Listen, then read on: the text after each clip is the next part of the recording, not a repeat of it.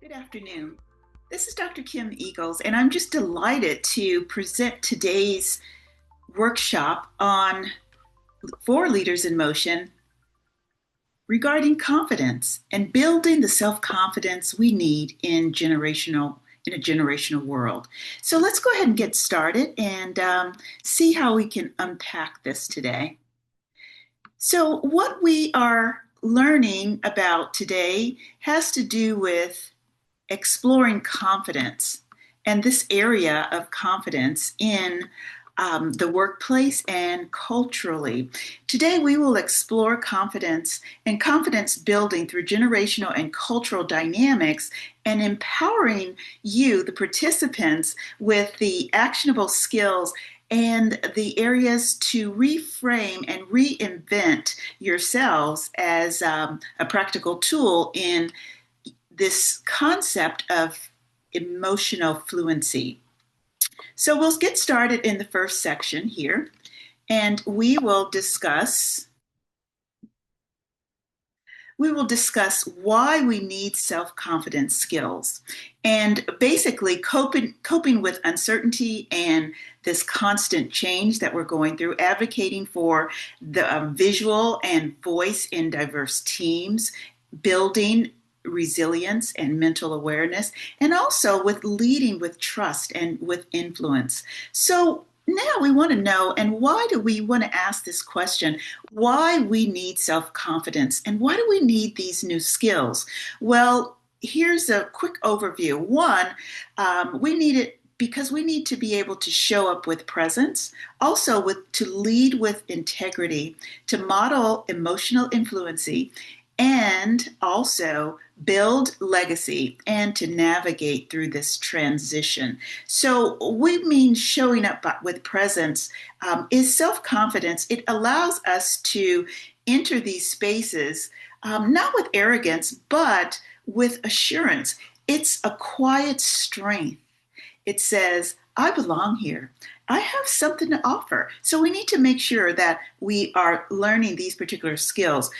Without it, we shrink back and we second guess and we overcompensate in many areas.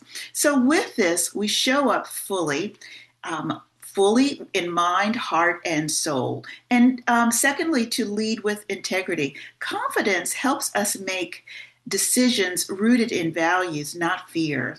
It gives us the courage to say no when needed and to speak truth in grace. Yes, grace. And to stand firm when the wind of opinions tend to shift. It is the backbone of our ethical leadership. Number three, to model emotional fluency. When we're confident, we're not afraid to name our emotion or our mistakes or ask for help. This vulnerability becomes a gift to others. It creates safety, trust, and connection. Connection isn't the absence of doubt, it's the willingness to move through and to move through with clarity. Next, we talk about how to build this legacy that I've been mentioning. Legacy isn't built on performance, it's built on presence. It's built, the self confidence equips us to affirm others, mentor with authenticity, and also pass on this emotional and spiritual inheritance. It also is different. It shows a difference between doing and being. Number five, to navigate transition and seasons of change like job shifting, aging, even, yep, retirement, leadership pivots, and job parallel changes, etc. Confidence becomes a stabilizer, and it really reminds us of our worth and that it's not just tied with titles and outcomes. It's rooted in identity, and we're calling this the way, as I refer to it, as God has intended. So, what is this that we fight? We call it self sabotaging. And here we'll be unpacking habits that block growth and also recognizing these limits across generations. So, what is sabotage? Sabotage is when we unconsciously act against our own best interests. Wow. Have you ever done that? Yeah. It's not just procrastination or fear, it's a deeper resistance to growth and success or even intimacy. Common forms of this include this negative self talk. Do you ever do that? I do it all the time. I'm overcoming it, but it's a skill that I've had to learn. It's not good enough, or I'm not good enough, or I'm failing, or I'll fail anyway. So that's negative talk. Avoidance also, dodging opportunities and conversations and responsibility, over committing. Do you ever do that? Or over performing, setting ourselves up to fall short. That is something we do. Perfectionism, that's another one. Delaying this action until the conditions are just right. Yeah, perfectionism can be a real culprit. And also disrupting in relationships, pushing people away when connection deepens. Yeah, that's a reality. And so these behaviors often stem from unresolved emotional wounds or fear of change, even, or this distorted sense of identity. So, how do we prevent it? Let's see. We're going to learn some areas of how to prevent it. One, naming it. Name it without shame, right? We need to be aware of naming what we're feeling or what we are going through. This awareness is really the first step. We notice the patterns, such as ask, what am I afraid will happen if I succeed? Have you ever asked yourself that? Some of us do. I have asked myself that. The fear of failure. Naming the fear disarms the power. Second, reframe the inner narrative. Replace, I'm not ready with, I'm growing. Right, I'm growing into this next phase. Speak to yourself the way you'd speak to an associate, another student, or someone that you love, a child, for example. Affirm affirmation. Affirmation is legacy work. So it's something that's ongoing. Number three, set soul aligned goals. Yes, soul, mind, body, spirit. So we want to get these ideas in alignment with our specific goals and make sure that our goals reflect our values. That's so important. Not just external expectations. So when your goals feel like home, you're less likely to really resist them. Practice, number four, practice emotional hygiene. That's a term, right?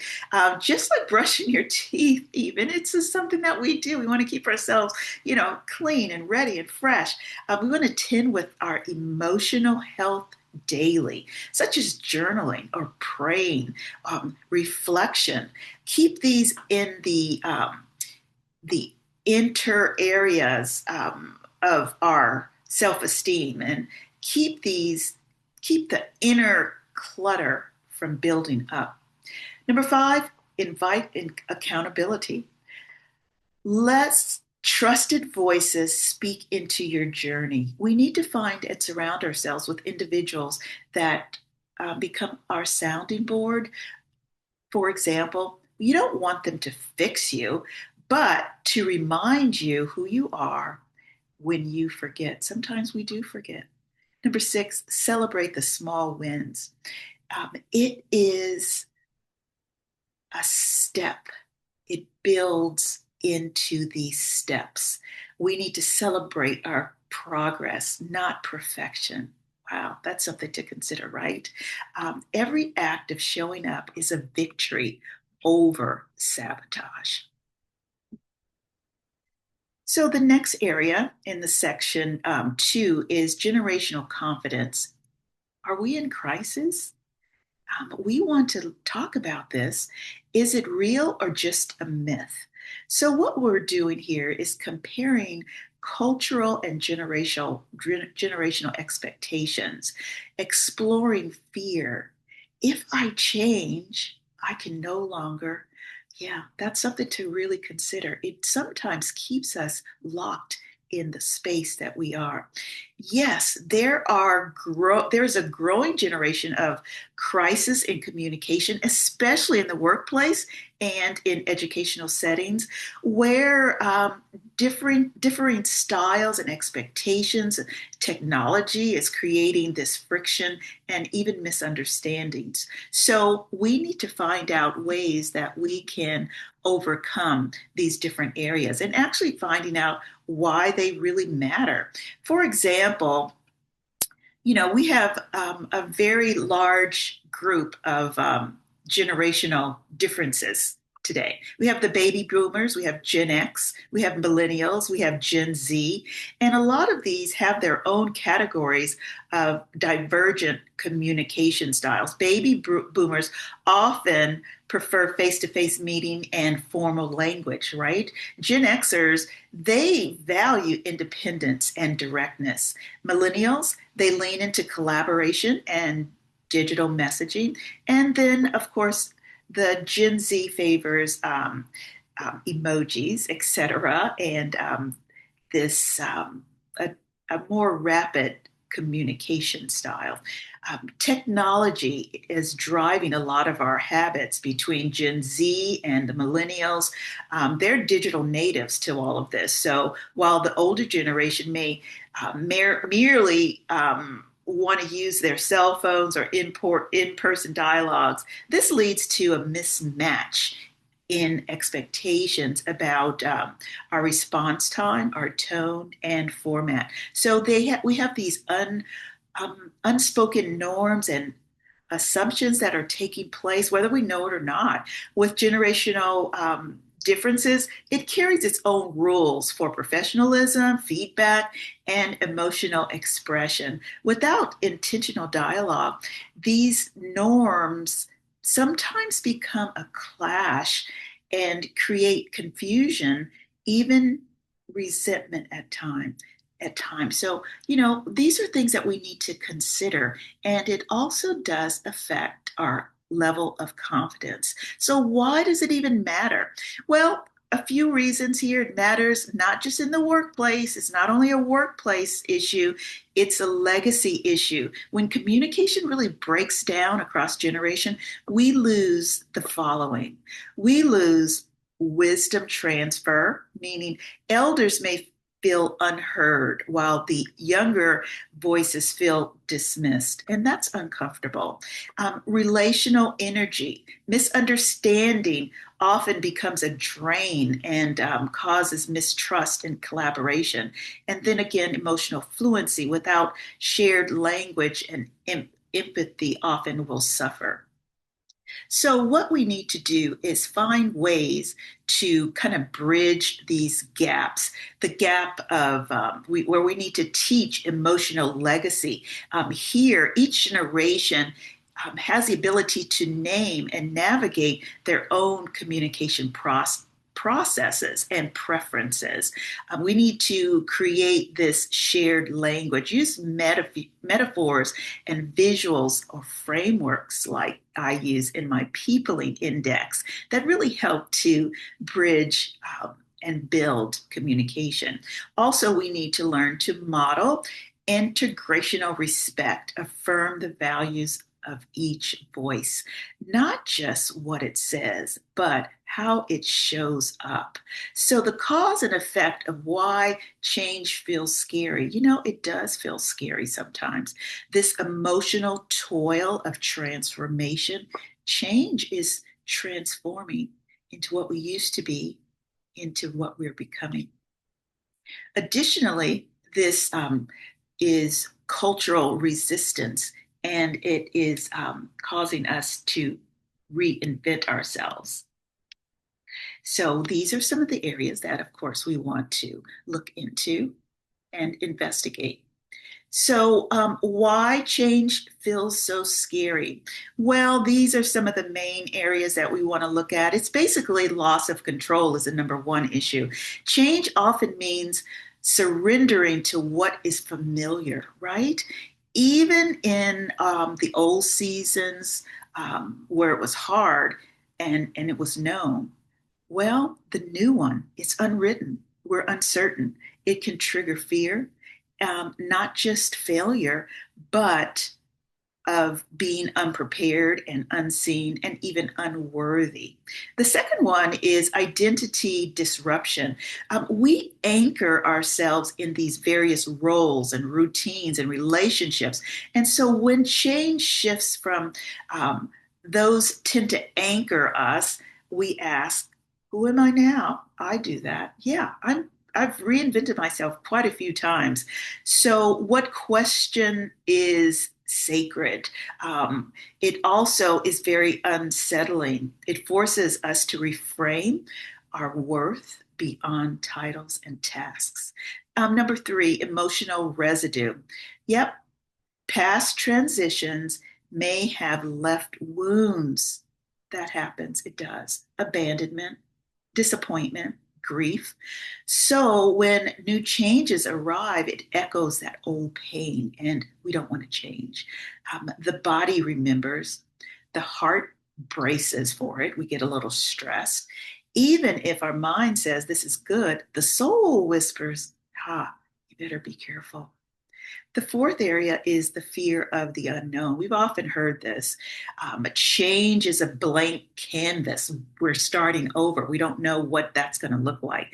This blank canvas um, is something that is void. We fear making the wrong stroke, even if any of you are artists or you like that, that first stroke or the first line or the first part of the development, choosing the wrong color is being judged even into the final part of your artwork.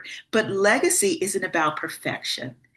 It's about presence. So that's what we're learning about in this particular workshop. The next session discusses confidence, and it isn't a destination, it's really a loop.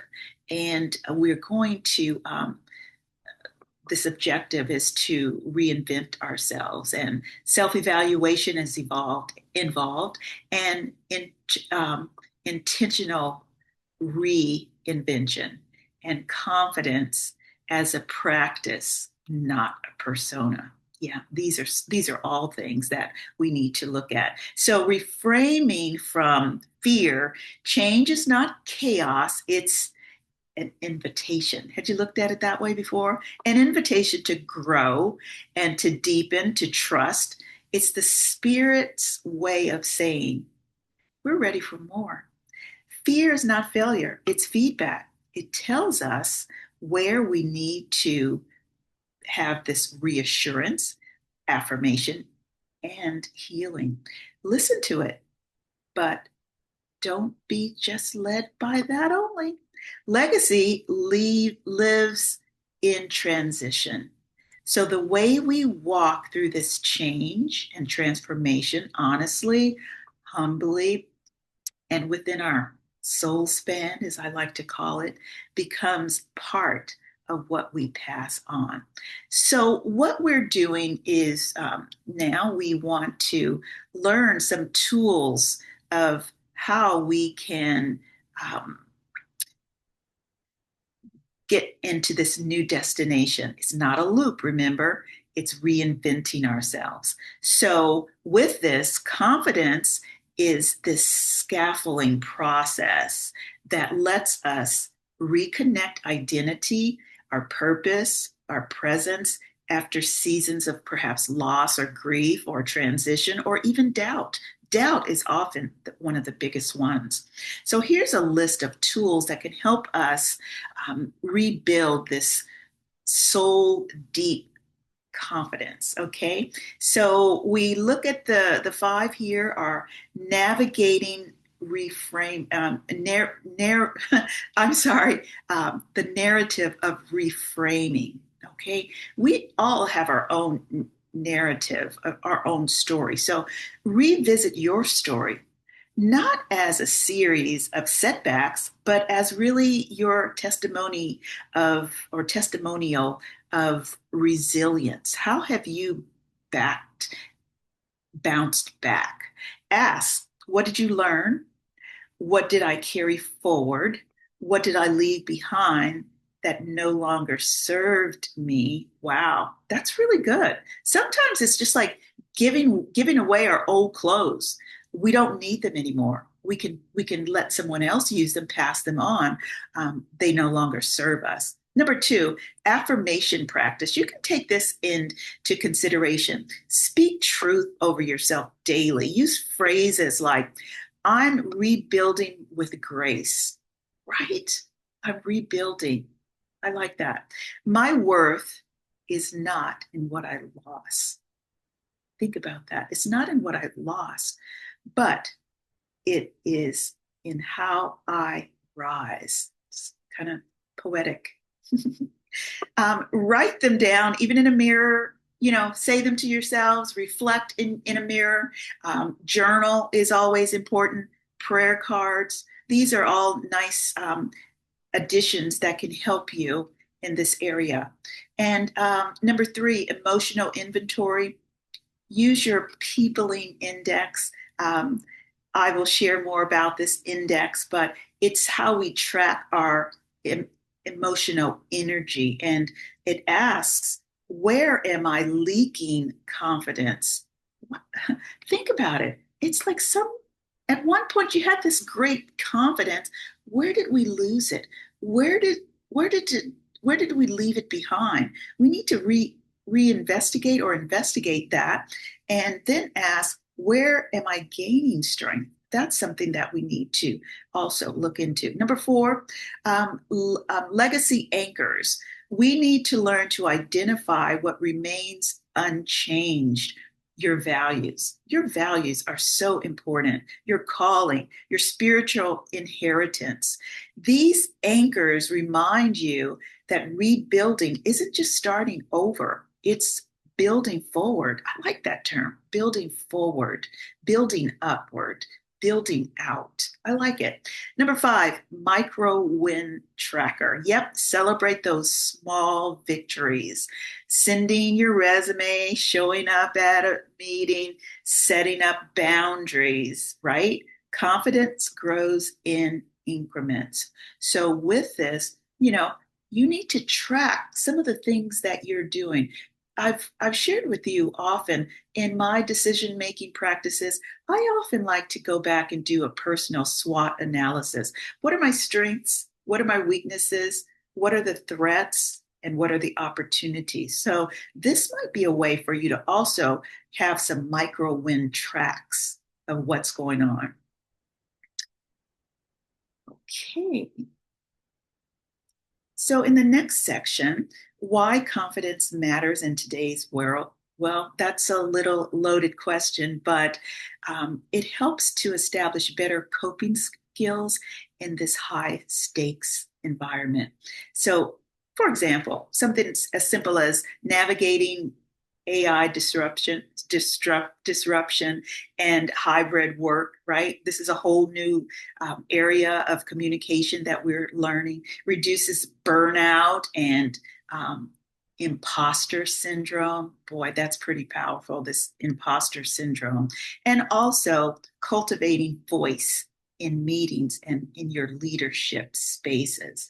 So these are the areas that we can help you build confidence in this particular new environment that we're in, especially in communication. With that said, navigating generational dynamics, there's some areas that exist, whether we are aware of it or not. We need to know that it exists. Communication styles, leadership expectations, biases, and ageism, work life philosophy. So, yes, in the communication styles, simple as some people like to communicate in a formal style versus informal. We need to know which one are we most confident in, hierarchy or transparency. So those are certain communication styles. Leadership expectations, loyalty versus empathy. Yep, we need to find out which one do you operate best in? Structure or inclusion? These are areas to check out to build confidence for yourself. Also, bias and ageism. We hate to talk about it, but it does exist. Experience is often overlooked, and that comes into the area of perhaps ageism and tech savvy favored. So, sometimes we have our bias as to who we want on our team, basically. And these things, they do matter. And then finally, work life philosophies, identity through work versus boundaries and purpose. So these are areas that we all have our certain philosophies that we work with and utilize. So in this area today, some of the objectives are really coming to define self confidence across cultural and generational contexts. Also, learn three key skills for building confidence for you. Reflect on these personal and social environments and learn to develop a confidence action plan. Did you ever thought that that would be something that would be involved in your growing and becoming more confident? Yeah, think about it.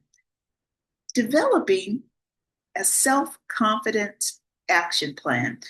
This might ask questions like, today I discovered, and you fill in the blanks.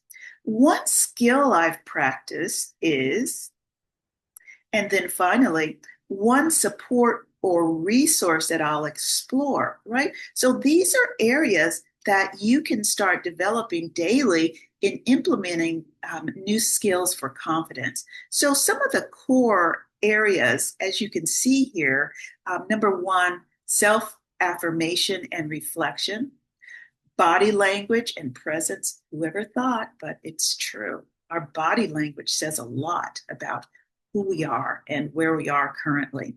And additionally, growth feedback framing. So those are some areas that we can develop new skills.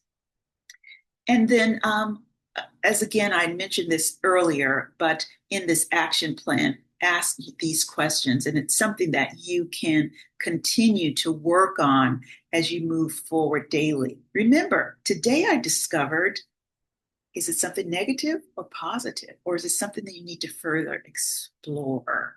One skill I'll practice, right? Maybe ask me more questions. Ask some clarifying questions. And then finally, one support or resource that you'll explore. I teach leadership and mentoring. You have to sometimes have a safe place and a safe person that you can trust and run things across. So that could be one of these areas. In this section, we are now talking about multicultural confidence, such as you might want to, if ever you're in a team environment or a group discussion, ask, what does confidence look like in your culture? Have you ever thought about that? What does that look like? Well, is it humility? Is it assertiveness? Is it just the person's identity? Many case example is reframing conflict as feedback, maybe typing into your peopling series and trying to hone in on becoming a little bit more outgoing. So these are some of the areas that you need to explore and what confidence looks like in action. The posture of assurance, relaxed shoulders, head lifted, not in arrogance, but in openness, eye contact. That says, I see you, I'm not hiding. Moment and movement is intentional, not rushed. Number two, voice of clarity, speak with warmth and conviction, even when the message is hard. Ask questions without fear of looking, unprepared. Okay, sorry about that. A little voice clarity. Speaking with warmth and conviction. Yeah, and let's move to number 3, emotional fluency, naming the feeling without apology, holding space for others without losing yourself. That's pretty powerful. Responding instead of reacting, especially under pressure. That's emotional fluency. Number 4, legacy minded choices, choosing presence over perfection. You heard me say that before. And affirming others without um, shrinking yourself, showing up even when you're still healing. That's a big one. And spiritual growth, trusting that it's worth. Spiritual growth and grounding, trusting that you are worth, trusting that you and your worth is not earned, it's inherited. Walking into new spaces with a quiet knowing. Yeah, so these are very usable new skills that you can start implementing in order to build and rebuild confidence. For example, noticing and naming, respond versus react, and remember to share and use empathy across all generations. So, as we wrap up today, in summary, reinvention is intentional, inclusive, and ongoing. Confidence is rooted in grounded authenticity. So, thank you so much. Sorry for the coughing throughout, but I really appreciate your attention, and I look forward to seeing you next time. Bye bye. Thank you.